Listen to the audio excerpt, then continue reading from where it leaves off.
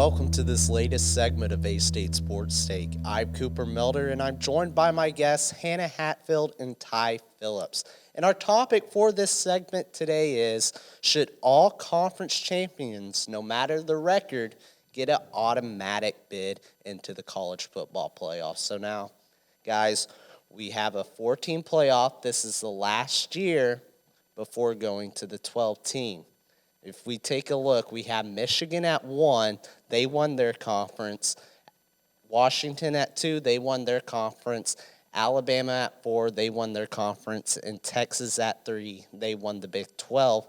But we're also missing an undefeated Florida State team who won the ACC. And, guys, what are your thoughts on that? Just initial thoughts. Undefeated Florida State robbed out of the 4-team playoff. I'd have to say, Florida State, they played out the season. They've tried their best, and, at the end, I think they should have probably gotten that 4th spot. However, it didn't go out that way, but that's kind of how life is what I would say. So, in reality, do I think they should have gotten it? More than likely, yes. But it didn't happen. I feel like they got robbed a little bit. But who would they take out is the question. Yeah. Hannah? I'm on the opposite side because I just think that, you should show up to play every single game. Them losing, you can say they got robbed, but, I'm a tough love kind of person. If you lost, you lost. Mm-hmm. So I think going from 4 to 12 is kind of crazy just because, you work to get there. You want people to work to get there. And so, taking that out of consideration is going to make it really hard to kind of lose all the excitement for the playoffs. Yeah. And so let's go ahead and take a look at what a 12-team bracket would look like this year. We would have our top 4, and then you'd have Florida State at 5. You'd have Oregon versus Missouri. You have Ohio State 1 loss versus Ole Miss. You have Georgia 1 loss versus Penn State. And then you're looking at that 12 seed. That's Liberty. The group of 5 gets 1 automatic bid next year for the college football playoff. Liberty, they went undefeated. Strength of schedule wasn't good at all, so that's why they're at that 12th spot. And would y'all approve of this, having the 12-team playoff this year, or do you like the little 4-team how it is, or do you want to see some madness? I like the 12-team, man. I like to see all these different games go out because also that is more football. That's more entertainment to watch. So it's really going to be entertaining to see that next year. So, I'm kind of ready for the 4-man to give it a rest, but I'll tell you, probably in about 5 years, I'll be like, man, I missed the 4-team for sure. Yeah, I think that's kind of going to be everybody. It's really fun. It's going to bring a lot of money, that's for sure. And I guess a lot of people to watch more, kind of drag it out a little bit more. But I just don't. I still don't agree just because I think if you get to that spot for the 4-team playoffs, you earned it more than a 12-team playoff. Well, we could argue that Florida State earned it. They're undefeated, but they still didn't get in it. Yeah. So there's just there's so many teams that probably deserve to be in it, but something happened or with Florida State, they just kind of got gypped. Mm-hmm. So it's one of those things. This would eliminate that factor, and we'd see who the better team is as a whole. Just also if Florida would have won going into the 14 playoff here, if it was different, I think do you think they would have won the next game? Who do you think who would they be paired with? That's the beauty about football though. You don't know who's going to win because a team could come out and a team couldn't. Yeah, so I could say Florida could have taken it all the way, but they could have got beat first game in. So that's just the kind of crazy thing about the sport that I love. That's that's kind of my point, though, is either way, anybody can get upset at any time. They knew what was on the line at the game. So I just think, it's down to who wants it more. Mm-hmm. So I'm glad you brought up any team could get upset at any times because that really brings me into the talking point. I'm trying to say every conference, if you win your conference championship, you get in. So there's 8 different conferences. You'd have a Sun Belt team representing in the college football playoff. You would have a MAC. You would have SEC. Mm-hmm. And Florida State, they won their conference, they didn't get in. But with the argument today is, should winning your conference, no matter your record, like no matter if you are a Sunbelt team Yeah. like A-State, should they get an automatic bid in the playoffs? And my view on it is that makes the regular season a little bit more interesting because you're leaving four spots for teams that have maybe one or two losses that didn't win their conference to get in. And I also feel like that makes the regular season a little bit more intense because now conference like the Sun Belt or they're now thinking, man, I have a chance to actually make a name for my college. I'm going to go out and kind of give it my all. So I'm saying that kind of adds a little fuel to the fire if we did it that way. Yeah. Yeah, I guess that does make sense. And also, kind of with us, our situation, we are going to get to go play a bowl game, but, what's to say if we didn't get Jalen on the field any time, sooner than we did? So we would have lost more games, but come out with a winning season in the end, but still not enough to go. Mm-hmm. So, for those teams that are still, finding their, flame, whatever it is, I think maybe they're the 12. So, I don't know.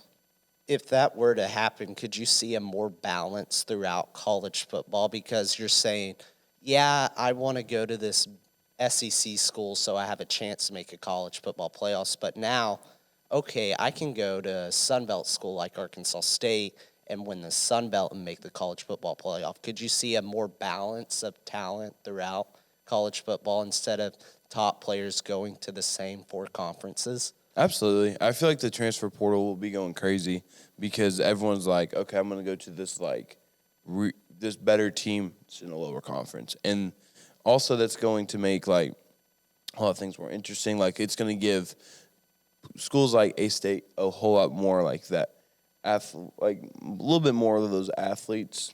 We have great athletes, do not get me wrong. I'm just saying we're going to get higher end going People to are gonna wanna SEC schools. come. Yeah. Yeah.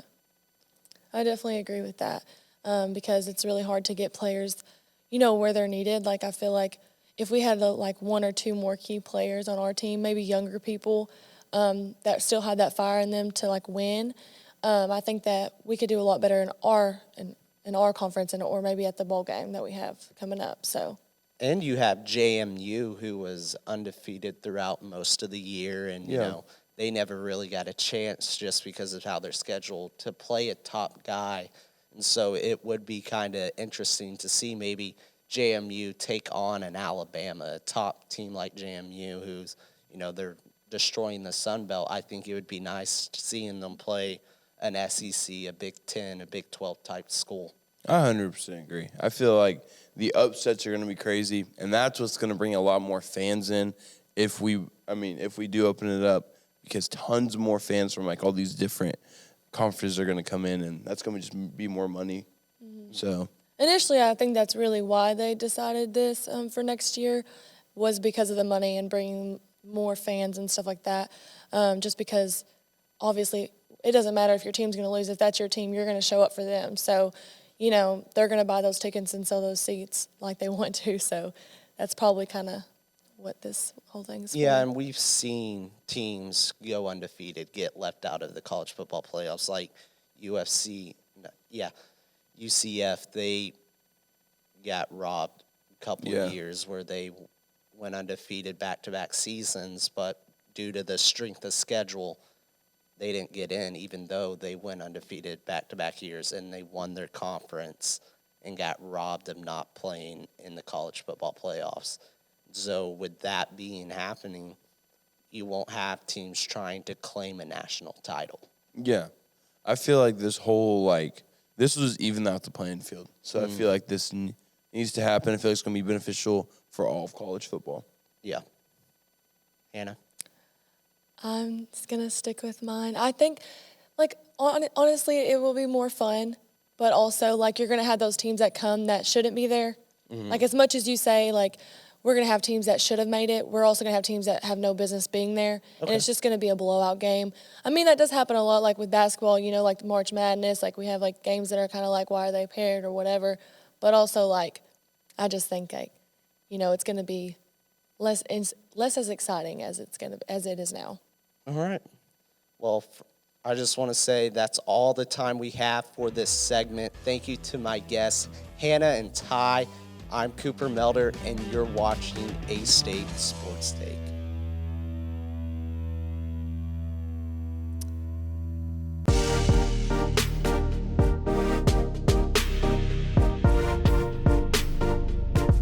ASU-TV, shows like Red Wolf Roundtable, ASU-TV News, Westside Football, and more.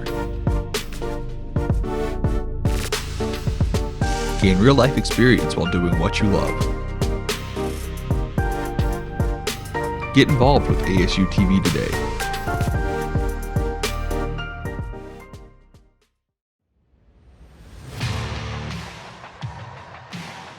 ASU-TV, covering all your favorite sports. From Red Wolf Roundtable to Westside Football and more, ASU-TV has you covered. Tune in now to ASU-TV for news and coverage on these sports and more.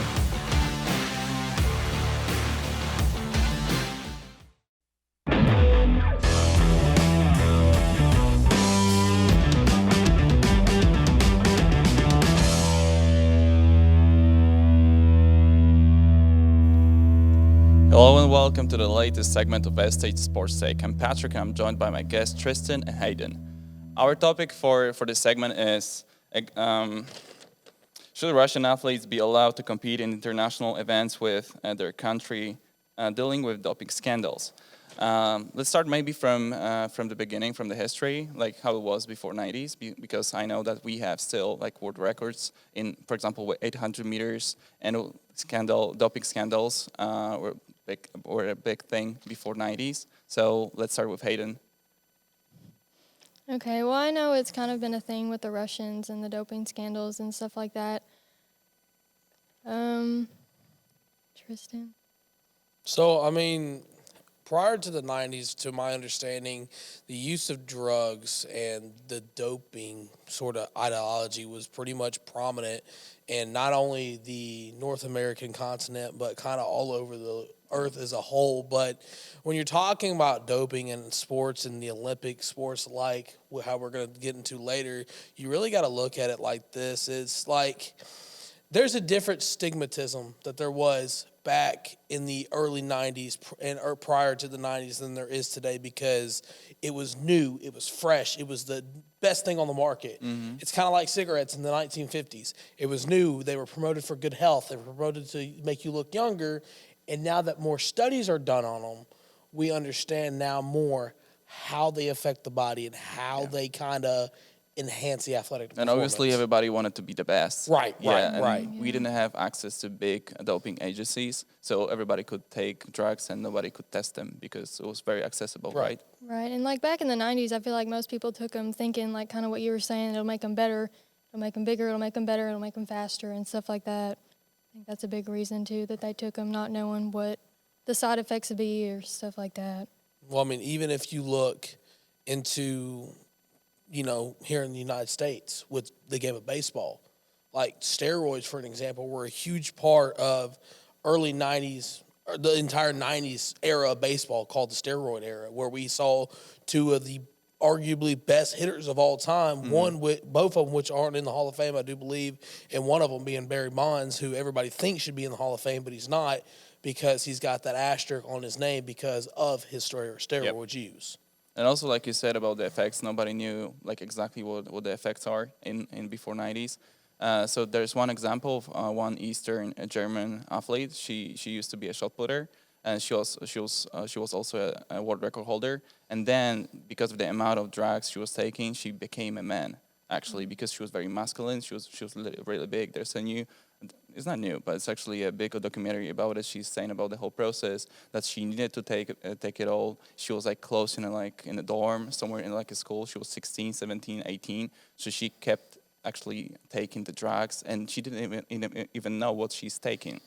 So I feel like in the stance of that, there is a definite integrity of Olympic athletes that everybody kind of should be in agreement on. You're wanting to win for your country so that your country's number one. but you also have to do it the right way. It's just like if you're playing a game with your little brother or little sister, you want to be the best in the family, but you have to understand and you have to keep that sort of respect between everybody so that nothing goes wrong. Now, I can't talk much about what it is to be in that sort of situation because I myself have never been in that situation. But what I can say from that instance is, like I said, you have to have that understanding that you're going to be natural. You're going to do what it is and what it takes to be the best without the use of performance enhancers. Right, and with that story, like, she was so young, and the fact that she just kept taking it and not knowing exactly what she was taking to, starting at that young and stuff isn't, like, she didn't know what she was doing, like, or she might have, I'm not sure, because I wasn't really familiar with the story, but it's just sad to know that some of them have kind of just focused and led towards that to, instead of bulking up and doing stuff on their own, going to that to help them win. So let's move just a little bit to the Russian case. Like, it's very, like, it started in 2014 by the documentary. So it started with releasing a documentary about an athlete who lost a lot of money by that, because she was saying that she was talking about the whole process because she got tricked by the government, the athletic association. Because as we know from this documentary, some athletes needed to pay some money. I don't remember the amount of money, but let's say they needed to pay like $5,000 for taking part in the whole process to be the best athlete in the world. They were taking the drugs and stuff. And then when they were competing at the Olympics, they were like getting the prize of winning the gold medal. Let's say it was like $40,000. So I can't definitely speak on behalf of any other country, but, the way I was taught when I grew up was if you go compete in the Olympics, you want to be the best. You want to be dominant. You want to be strong. You want to be athletic so that you could show to the whole entire world that your country's number one, like I said earlier. But did she know what she was getting into when she was paying them that money? Yes, it was a whole process. So She mostly knew that the she national would... coaches in Russia, they actually were running the whole process of that. So there were many athletes who wanted to be the best in the world. So But did they know that they were going to be getting those drugs, or did they just go in there thinking that they were going to help them get stronger and compete to be better without? According to the documentary, most of them knew about it. So she needed to pay first a lot of money for being a part of the process, like the project. So she paid money knowing that she was going to be taking those drugs, and then also going to compete knowing that she only has like a slight chance of winning. Yeah. Which I mean, it does help. She had a big chance of winning because she was taking like a Because she big was amount taking of drugs them, too. right. But it's not a guarantee, so I sometimes feel like that maybe she... Because she did it, she paid the money to go do that when it wasn't a guarantee. It does help her to win, but it wasn't a guaranteed It wasn't a win. guarantee, yeah, obviously. But Yeah. the whole scandal started in 2012, I believe, when she got injured during the Olympics in 2012. So she couldn't finish the race, whatever it was, and she didn't get the prize. So she didn't win the gold medal. So she decided to ask the athletic association for returning the money, and they just refused it. Her money just disappeared, and this is how it all started. So I guess where we're kind of at the blurred line is why, and this is a question in response to a question, but why would you pay an amount of money to go to the Olympics just to win a better amount of money? Because there's already situations like that where you can gamble on other athletes to where you could pay a little bit of money and try quadruple or 10 times the amount of payout on your money. Like if I wanted to go bet on LeBron James about to have a triple-double against the Kings or something, I could do that instead of saying, okay, President Biden, here's $10,000 for me to go compete in the basketball Olympics against some of the greatest athletes in the world, and there's a 0.00001% chance that I even win a gold medal that I could turn in for X amount of money. Did you see kind of how that doesn't make a lot of sense? I mean, it makes sense because some of the athletes want to be popular. They want to break records. They want to be recognizable. So if they win the gold medal, for example, they have a lot of contracts later with, let's say, big brands, right? So it's not only the prize by winning the medal, but also about being famous. So, I mean, to that, I get where it's coming from, and I get where kind of the idea is brought up. It's just more like risk than reward. Yeah, in that instance, yes, but you got to look at it this way. In today's day and age, you can hypothetically, even if you're not in Russia or you're not in Germany, or you're not in Canada, you can come to the United States where you're reaching thousands upon millions of people on outlet through social media, and you could still get those same brand deals if you put in all the natural work instead of having to pay X amount of money for X amount of drugs for a gold medal that, like I said, you barely have a chance of winning just to get even more money in the possibility of getting the brand deals down the line. Yeah.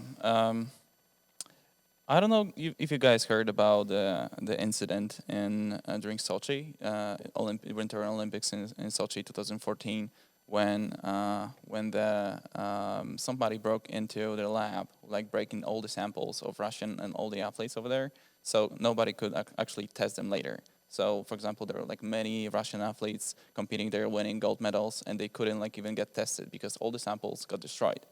Right. So it's like a cover-up to kind of cover up what they Kind were of, yeah. doing.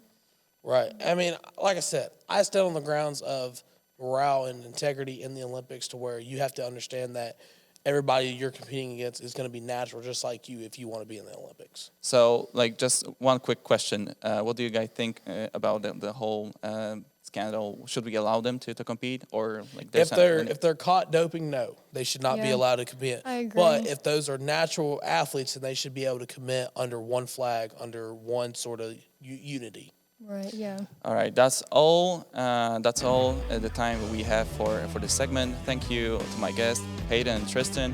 I'm Patrick, and you're watching A-State Sports Take.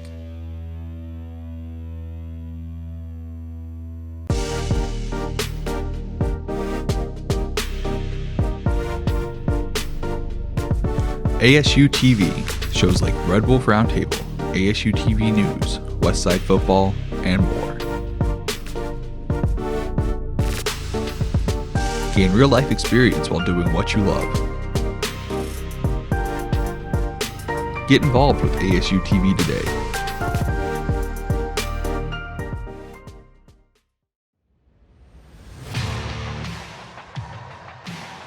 ASU TV, covering all your favorite sports. From Red Wolf Roundtable to Westside Football and more, ASU TV has you covered. Tune in now to ASU TV for news and coverage on these sports and more.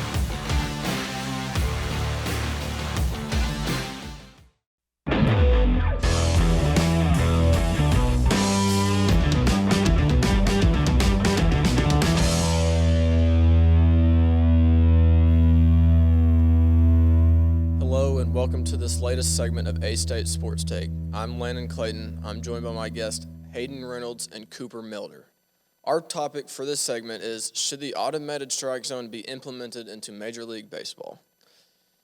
So to start off, it's been implemented somewhat into minor league baseball, and they've had I wouldn't even say, I don't know about, I'd say 50-50, experience with it, but some of them really like it, some of them really dislike it. So, Coop, what is your opinion on the automated strike zone? In my opinion, I do think we should start transitioning to the little automated strike zone. I think you will need to have an umpire behind the plate no matter what. I think all umpires should be out there, but I feel like maybe the ump behind the plate can have a little earpiece in his ear and, pitch is thrown. If it's outside the zone, he'll tell him ball. He'll give the signal for ball. And as well as you're going to need an umpire back there because who's going to be back there to see if the batter went all the way through? But as well as I feel like they should really start being able to challenge strikes and balls from coaches because we've seen terrible umpire. Angel Hernandez, name a few. He's really terrible. He had 15 missed calls in a game this year for the Yankees back in August, I'm pretty sure. But the umpires aren't as bad as we think they are. From 2008 when they started tracking, it was 81%. 81% rate. Now they're up to 92, but still that 8% you want to be almost at 100 in my opinion. So I think we should start having AI help with calls. Yeah, for sure. I mean, it does take part of the game away a little bit just because catchers having to frame some of those guys. That's their best part of their entire game. And so if you're taking that away with the automated strike zone, that could ruin some things. I agree with you. I've seen it too many times this past year where, just call after call after call just go wrong. And it's not like it'd be for both teams. You know, I'd see it for just one team, and then another team in the same game would go out and hit, and they wouldn't call that same pitch for that different team, but in the same game. So if you're going to call something, keep it consistent. Yeah. So that's my big thing. And like I said, with the catcher's framing, it's a toss-up. But Hayden, what do you think on it? I kind of agree with Cooper, and I think that they should implement it into the MLB. But I think they should kind of make sure it's good with the minors and make sure it's kind of working and doing as it should. And like he said, leave the umpire behind there just to because I think they should definitely leave him back there just in case something does go wrong, because it is technology. It's still not 100%, but I definitely think implementing it into the MLB would be helpful. And I also feel like if we do go to automated strike zone, whenever that does happen, because I feel like it's bound to happen as much as people say they don't want it to happen. Like, we didn't want the pitch clock that came into play. I feel like it's only a matter of time. But I feel like at the start of it, you're going to see a lot more walks, in my opinion, because like you were saying with the framing, some of those catchers, they're great catchers because they can frame that slider down in a way just right to make it look like it's on that corner. Yeah. And if you take the framing away, then you're going to see a lot more walks. But I feel like as time goes on, you're going to see a lot more better pitchers. Yeah. And because they're going to be like, you know what, I have to hit my zone every time, or I'm going to have to make this pitch look like it's going to be in the strike zone. I'm going to have to make them swing. Right. So I feel like it will be bad at first, but I feel like eventually you'll see an increase of just athletes with pitchers and batters. Yeah, I see exactly what you're saying. And then also for the hitters on their side of things, they're taught their entire lives to have a good eye up at the plate. And so if you continue to use these bad umpires, then you're taking that away from these hitters who just spend all their time on making sure they lay off of that pitch on the outside of the zone, lay off on that inside pitch that's, this much off the plate. But some of these guys are calling it a strike, maybe just for one team and not the other. So that I just feel like it should be more consistent. And another thing is, what if an automated strike zone was not implemented into the game and they gave each team in a certain game or in every game about 3, maybe 5 challenges on pitches to where, the human error is still in the game with the umpires still back there, but they have somewhat of a chance to flip the call on 3 to 5 of the pitches in the game. Oh, I think I would like that, especially in the playoffs. Yeah. I feel like that would be really well because there's been plenty of times, you're down 3 runs, you get the rally going, and you got that lucky 2-out rally going, and then you get called a bad strike call. If you can flip that to keep momentum, I for sure say yes. You should be able to challenge strikes and balls because you see managers get ejected here and there because they know, that was a terrible call, but there's nothing I can do about it. Right. Hayden, 3 to 5 pitch. What do you think? I don't know. I agree with that, but I would kind of move back into the animated strike and think that it's technology where with with not being animated, you have the human errors and stuff like that, and sometimes it's unfair, because some make bad calls for one team when they make better ones for the other. So I feel like it would just be more of a fair, and you wouldn't have to worry about if they make a bad call or something like that. Yeah, I definitely agree with both. Both. What are y'all saying? Both of y'all. But my next topic is the World Series. This past season, they brought in 7 umpires, and they would rotate spots in between each game. It was for 7 games, and they had the NFL and the NBA. They bring the top guys that are ranked in each season and bring those guys to the the NBA Finals, the Super Bowl. But for the MLB, it feels like they just drew names out of a hat. Yeah. They got the 75th ranked out of 92. It was 75, and then the next guy was they did get the first ranked guy, but then after that they got the 77th, the 68th, the 33rd, the 60th, and the 53rd ranked umpire out of 92 guys, and it's just like, why not just get the best guys and make it the best experience possible for those guys in the World Series? At that point, if you're using the lowest, you might as well go to the animated strike because it'd be better than that. Yeah, and my thing is, in the NBA and Super Bowl, I know the refs, they get bonuses for being in the playoffs, calling a playoff game. They get bonuses for being the ref of the NBA Finals. So if you can implement maybe, hey, you got telling the umpires, we'll rank y'all at the end of the year, and whoever's top rated, you'll get,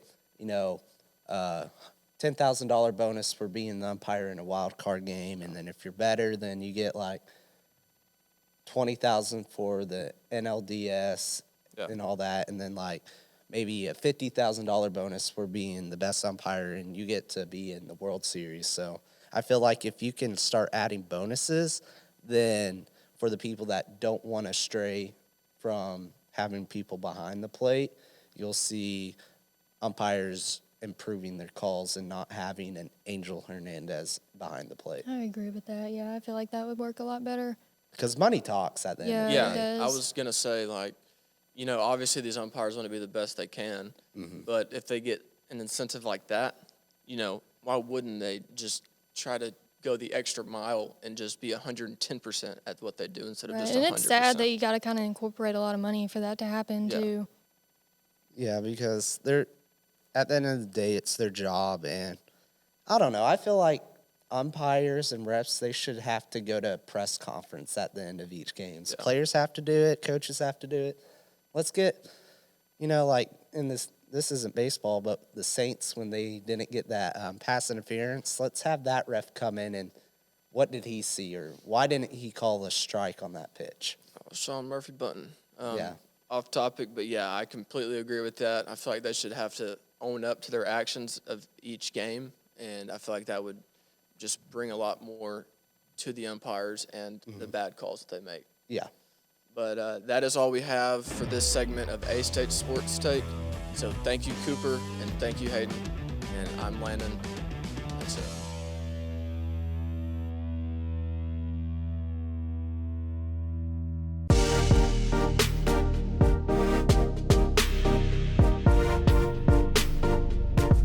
ASU-TV, shows like Red Wolf Roundtable, ASU-TV News, Westside Football, and more. Gain real-life experience while doing what you love. Get involved with ASU-TV today.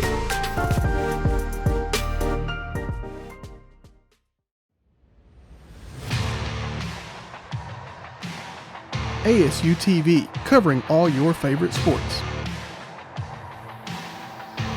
From Red Wolf Roundtable to Westside Football and more, ASU-TV has you covered.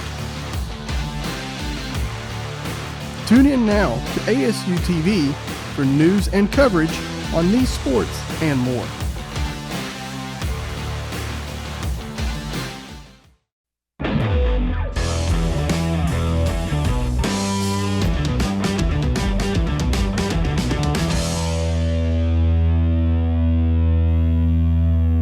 Hello and welcome to this latest segment of A-State Sports Take. I'm Eddie Wilson. I'm joined by my guests Jacob Wasinski and Lauren Pendleton. Our topic for this segment is who is the greatest basketball player of all time. This has been a segment that has been debated for numerous decades and years and will continue. And I'm going to just start off with asking my brother Jacob right here, who do you think the greatest basketball player of all time is, Jacob? I think if you're looking at the best player, top to bottom, a full player, all round, not the best shooter, not the best defender, all round, it has to be LeBron James, period, nonstop. And I don't see an argument against it other than recency bias. Other than Michael Jordan is a beloved guy who everyone loves, or Kobe Bryant or whoever, or Bill Russell, let's just say, because there's some old heads that are making that argument, that LeBron James is the best player ever, both in scoring, both in defending, both in rebounding, both in playmaking. He has it all. So, Lauren, I saw your eyes were kind of wondering for a second there. I don't think you agree. It's just, what's your take on that? I mean, for me, my GOAT is Kobe Bryant, but I would have to say Michael Jordan is the blueprint for both of those players, if we being honest. And I mean, LeBron, yeah, he got all the accolades, whoop-de-whoop, but I'm taking Kobe Bryant. Like, if I was to pick a player to be on my team, I'm picking Kobe. I'm just trying to look at the thing that we have there. Is it the best player or the best shooter of all time? I'm not 100% sure. No, I said the best player for sure. You heard it. It was the best player. I just didn't know because Kobe is the best shooter ever, and I'll give you that. And MJ the best shooter. Yeah, he is the best shooter ever. I will say that he's not the best player though. He's not the best all-round player. Steph Curry is the best shooter ever. Well, I mean, I would disagree, but I think. What? Oh boy. Yes. Boy. I don't care. But no, I'm just saying right now, if you're looking at the best player, and if you want to do the best shooter, we can talk about that another time off camera. But I think the best player, again, if you're talking about MJ or Kobe, they're not guys that are passing the rock. They're not guys that are doing the necessary stuff for a team player. They are guys that were for good personal accolades, but they are not the best player ever. If we going based on passing up good shots, I mean, Kobe and Michael, they're going to take that last shot when need be. They're also going to miss those last shots as well because they're going to keep on shooting. Yeah, but still, though, I mean, if I'm the GOAT, I mean, me personally, I'm taking that last shot. How many times did Michael pass up a last-second shot? And think about how many times he's been successful in the finals in comparison to LeBron. And I keep going back to Michael Jordan because, like I said, he is the blueprint. That's a team accolade. If we're going to talk about team accolades, then again, obviously Michael would have it because he played with better teams for better players around him than LeBron did, or even Kobe. Because Kobe played with one of the best big men in Shaq. You had Dennis Rodman. You had guys that were around him. The best player on LeBron's team, if we're talking about it, was Anderson Varejao, and maybe Mo Williams, if you want to talk about that later on in his career. So again, if we're talking about team accolades, then LeBron did more with less. Okay. Let me hop in here right quick. I believe Mike is the GOAT, unlike you guys. I think the body of work that he did in such a short span of time, the 10 scoring titles, the Defensive Player of the Year, the all defensive teams, the all NBA nods, just the not losing ever, not ever going to a game 7 in the finals. Excuse me. Like I said, undefeated, never lost, doesn't know what losing in the finals feels like. Like something that a lot of people won't be able to ever experience. I think the body of work that he had, just his offensive game, his defensive game, his prowess, his tenacity, his mentality. I think he just embodied what the greatest basketball player of all time is. His mentality, his work ethic, how he's always in the gym. I don't know if y'all saw The Last Dance, but there were some stories from The Last Dance that really you would think he's crazy, and he was, but he was so crazy about winning.